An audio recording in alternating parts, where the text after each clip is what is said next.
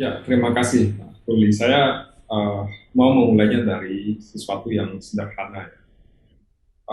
Perubahan iklim ini di tingkatan masyarakat belum banyak dibicarakan, tapi sudah sangat banyak dirasakan.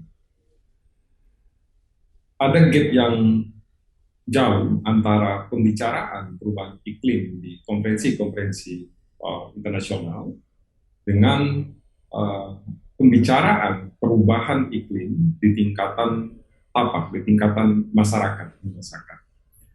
Satu, bahwasanya perubahan iklim itu terasa daily setiap hari itu bagi orang yang berinteraksi dengan alam setiap hari, karena perubahan itu bisa dirasakan. Nah, kalau saya lihat perubahan iklim ini di tingkatan masyarakat ada dua. Satu, perubahan iklim global, yang kedua itu perubahan iklim mikro. Kalau perubahan iklim global, ini yang menghadirkan disaster. Um, Banyak sekali bencana, curah hujan, terus banjir. Sedangkan perubahan iklim mikro, ini dia berkorelasi langsung itu dengan livelihood, sumber kehidupan masyarakat. Tadi Pak Ruli sudah menyinggung soal perubahan di masa tanam, perubahan melaut. Nah, yang ini dampak dari perubahan iklim global ya. Kalau kita telusuri ke pantai barat Sumatera, pantai selatan Jawa, termasuk di wilayah timur Indonesia, eh, keluhan nelayan itu dalam bentuk penderitaan mereka di laut. Karena periodisasi musim gelombang pasang itu lebih lama. Nah, ini berkorelasi dengan apa yang disampaikan Pak Anies Mata tadi soal ada kebutuhan kita dalam hal transformasi sosial dan ekonomi. Dampak sosial dan ekonomi dirasakan masyarakat itu nyata uh, dalam perubahan iklim ini.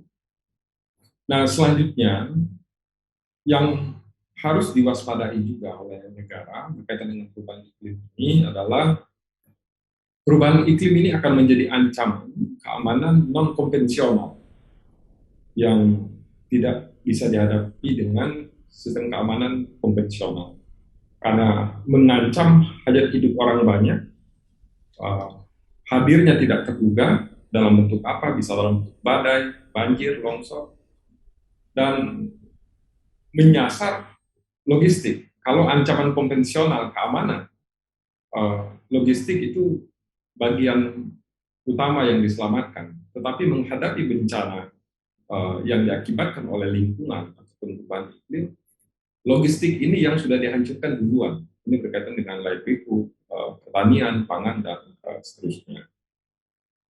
Nah, berikutnya saya mau menggarisbawahi soal pembicaraan terkait dengan perubahan iklim ini terus berputar dari tahun ke tahun, dan situasi lingkungan iklim semakin memburuk. Saya melihat antara perdebatan atau perkataan dari elit-elit yang membicarakan perubahan iklim dengan tindakannya, eh, itu ada perbedaan. Banyak kepala negara itu menyampaikan menurunkan emisi pada sektor tertentu, berkomitmen menurunkan emisi, tetapi kebijakan-kebijakan yang berpotensi meningkatkan pelepasan emisi tetap berjalan, seperti di Indonesia. Penggunaan energi dari batu bara tetap dilakukan. Pembukaan hutan, pelepasan kawasan hutan untuk sektor lain juga tetap dilakukan. Nah, di pembicaraan terakhir di Madrid dan sekarang ini juga pembicaranya mengarah untuk komitmen nol emisi itu di 2030 atau 2045. Saya mau mengingatkan satu hal, dunia yang dibangun manusia itu dia bersifat destruktif. Semakin lama waktunya, cost dan bebannya akan semakin besar. Berbeda dengan dunia yang dibangun oleh alam, semakin lama waktunya dia akan semakin tinggi. Nah, saya melihat ada upaya untuk buying time, untuk mengambil tindakan konkret menyelesaikan perubahan iklim ini, menyelesaikan persoalan itu.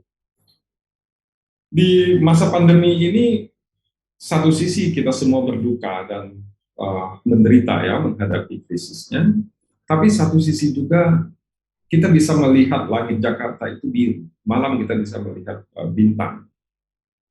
Tapi saya mau menggarisbawahi satu hal. Ini artinya penurunan emisi ini tidak bisa didorong dengan skema volontarian atau kerelawanan.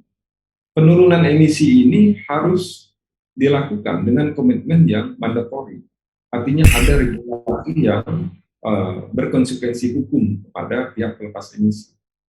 Karena ada konsekuensi dari pandemi, pihak-pihak yang selama ini melepas emisi dalam skala besar itu berhenti. Saya pikir demikian dulu, Pak Ruli.